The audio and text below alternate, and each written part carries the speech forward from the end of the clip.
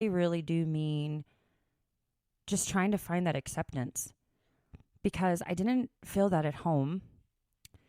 And all of my friends were all males, and they made me feel like I was part of the group.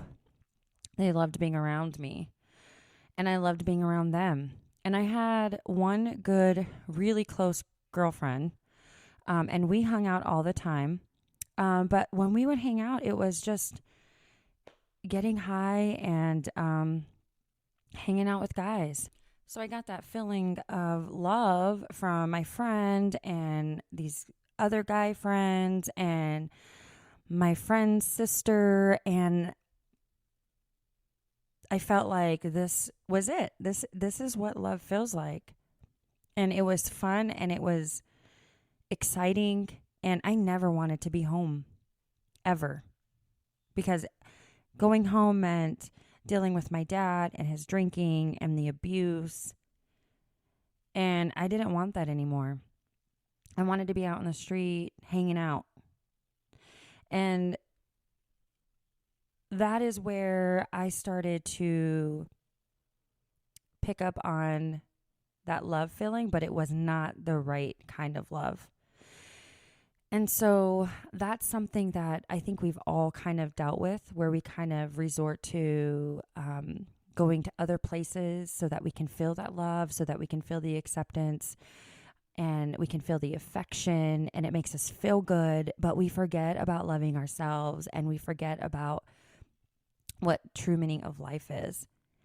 But what is kind of ironic to me is at the time that I was a child and a teenager, I didn't realize that I was facing traumas and that I was dealing with the absence of my mom, and I was dealing with all of the dysfunction in my home. I didn't realize that it was affecting me.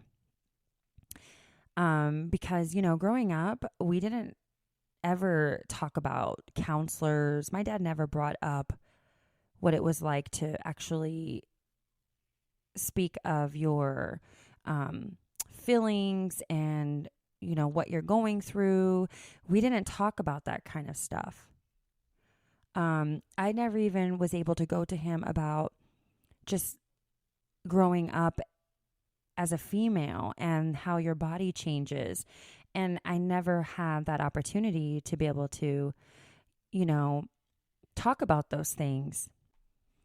But what I've realized now is the fact that all that did was help mold me and build me into who I am today. So I know what it's like to not have that. So I make sure that I provide that to my own children. And I also feel like there's a lot of people out there that don't have anyone to talk to, whether it be the youth or young adults or middle aged adults or the older generation. It's so important to be able to just talk about things because we don't even realize sometimes that we have dealt with or are dealing with something. And typically that's what leads into a lot of emotional distress. So I just want you to know that you are loved, and there's so many people out there that want to show love. And I want to show you love. And I just, you know, I just look back at my childhood and when I was younger, and I'm like,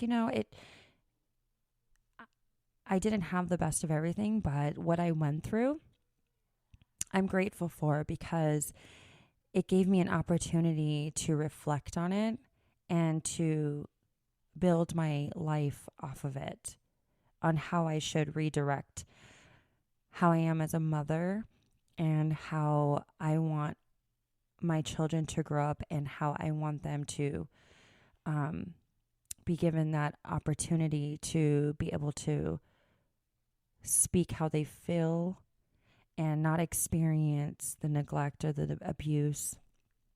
And it's really important that our kids do have that. So anyways, I am super excited that I finally got to get out what it was kind of like growing up and how that actually led me at such a young age into motherhood. And we are going to talk in the next episode about Jack and about my relationship with him and how I became a mother and the events and the situations that I went through. And this story that I'm going to talk about in the next episode regarding Jack is actually probably one of the longest stories when it comes to my relationship. He was my first, and he has really been in my life, whether it be good or bad, to this very day.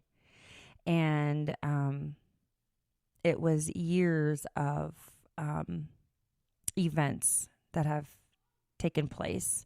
So it will be really it'll be really therapeutic for me to actually talk about it and for you to hear it. And so I'm excited for the next time that we get to have this time together.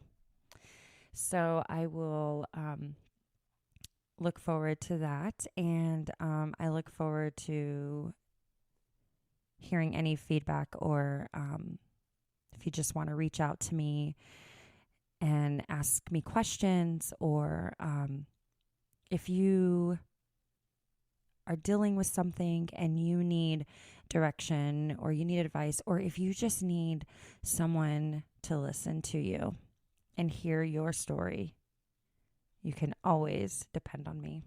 All right. Thank you.